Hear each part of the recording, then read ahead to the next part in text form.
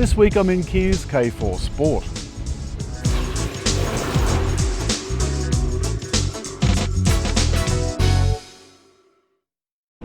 I'm sorry about the blowy weather, but as you can see, Botany Bay is looking a little bit how's your father. There's a cyclone going to cross the coast tomorrow. So poor old Brisbane is going to cop it. That's about 900 kilometres or so away. Thankfully a long way away from us, but we're still going to get that weather. The K4, what can I tell you? When I first saw it, I didn't like it at all. The front, with its marvellously complex headlights, it does look quite good. But it's from the side that I've got the biggest issue. What, in the name of all that is holy, is that? In particular, I've got a problem with this fastback bit, and this is a fastback, not a hatch. The hatch apparently looks more like an estate car or a shooting brake. The handle for the back door is up here at the top. The door is absolutely huge, but when I tried to get in the back just now, we did go for a long drive in this on the weekend, I wasn't in the back. This is incredibly low, and although there was enough room for my legs, I've got a slightly dodgy back and I couldn't get my head under that easily. And then we move around to the rear. That definitely looks like a hatch. This bit, the rear window, that looks like it comes up with the boot, but you press this little button here and up it comes. It's just a boot, but it is huge. Just wrap your eyeballs around that lot. It is absolutely enormous. The seats go down at a 60-40 split, and there's a little button just here where you can pull that to pull the seats down. There's one on either side. I've always liked that about Kia. They've got little thoughtful touches. And you can see at the back that I think just looks particularly awkward. The way the lights bunch out over this square mudguard, that looks great on SUVs, but it doesn't suit a sedan, or for that matter, a hatch. There's some 17-inch wheels, and even this lowly second to bottom model has smart entry. And that means it's also got push button start. Let me just start this up. Get into the front of the cabin, and this is actually really smooth. I'm most impressed by this digital dash. It's not quite the full digital dash that we get on some of the other Hyundai Group cars, but this is still pretty impressive for a second to bottom model. This has automatically gone to my wireless CarPlay. I've got these buttons programmed to do particular things. The start button here, start button on the steering wheel, the mode button, and the volume up, down, on, off button, programmed to do specific things. This one is programmed to go to CarPlay. The middle section here, which you can probably just see, is for climate controls. Got everything you need, including a sync button. The thing that I like about all Hyundai Group cars is that you've got the auto button, but you can set your own fan speed. So this is up on 3 at the moment, but you can also set it to auto temperature, but just 1 fan speed. Down below we've got some air conditioning controls, physical controls. So the temperature, it's very oddly split. The temperature displays up here, whoops, on the touch screen, but is controlled by these physical buttons down below. Above that, between that and this 12.3-inch screen or thereabouts, we've got some buttons that control the media center. Having said that, you can control the media center by touch. Pretty impressive for a base model car, although this one is in the mid-30s drive away, which is still a princely price. I love the touch and feel. Even though this is scratchy plastic, it doesn't feel cheap. Down below that we've got the gear selector, auto hold, auto brake hold that is, the button to turn the sensors off so that if you're parked at Macca's, it's not constantly chirping at you, which I just was, and the camera button, which it doesn't have 360-degree view cameras. That's fine, I guess. In the tray there is no Qi charger, which I found very difficult to come to terms with on the weekend on my long run, because I didn't take a cable with me, I forgot, and my phone was nearly flat, and it was sucking up juice using wireless CarPlay, and I had no way to charge it.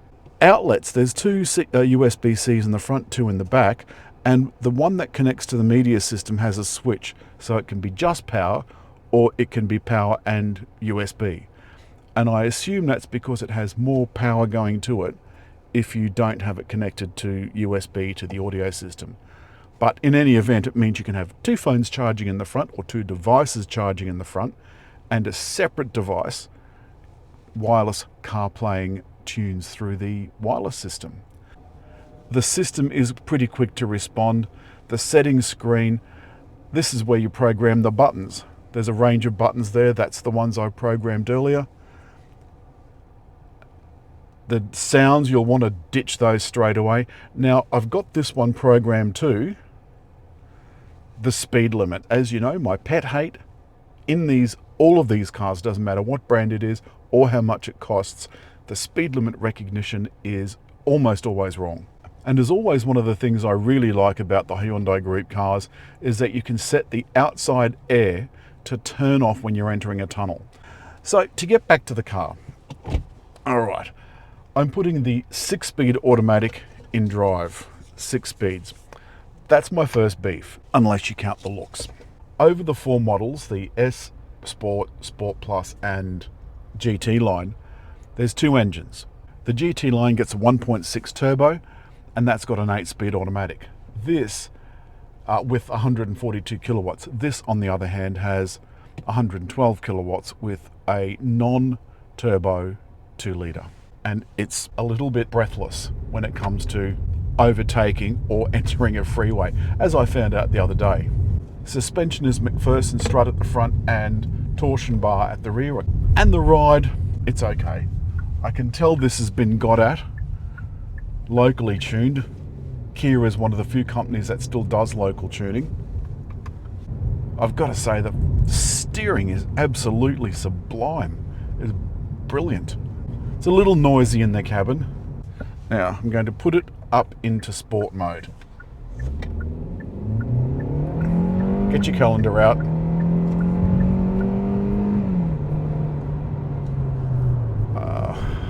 At least it's not like some of the other Kias and Hyundais that starts in eco mode. That drives me absolutely bananas. This has a full suite of ADAS, which is the advanced driver assistance systems and safety systems, obviously. And one of the things that it does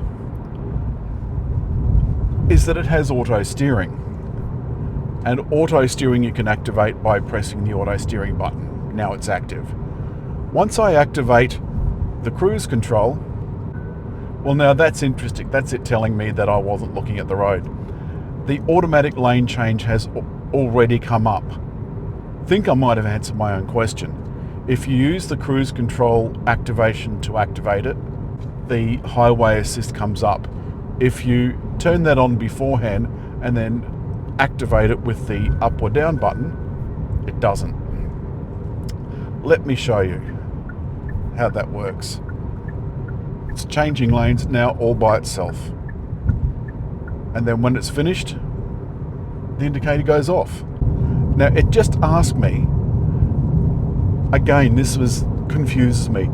A little bing just came up and said, press OK if you want to use lane change assist. I don't know why it does that. And if you don't press that OK button, it won't then use lane change assist. Why not just make it on and leave it on?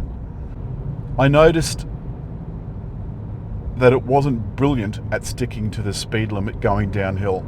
Did get a little carried away. Now we're at highway speed. This is quite nice. It's doing everything itself, keeping a set distance from the car in front. That distance you can alter using the button on the steering wheel.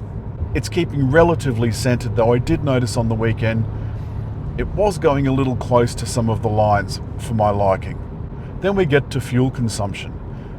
This is a small car with a small engine, and I have a feeling that that's where this 6-speed automatic is letting this car down.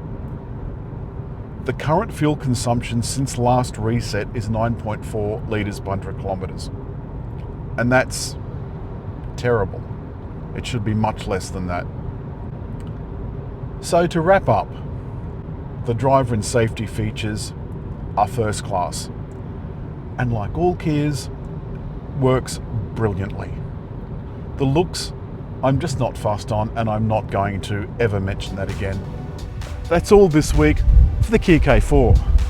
I was rather hoping to like it more than I do, but I think it is a touch too expensive, a touch too unattractive, and it just doesn't inspire me. I think it's brave of Kia to launch a new passenger car into a shrinking market. As always, hit like, leave a comment, and just over there to subscribe.